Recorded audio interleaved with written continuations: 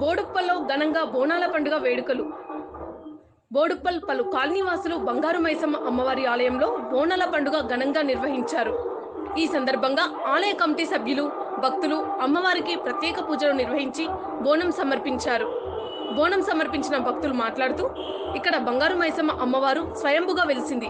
గత 40 సంవత్సరాల నుండి అమ్మవారికి బోనాలు, ఫలహార బండి ఊరేగింపు వేడుకలు ఘనంగా నిర్వహిస్తామన్నారు.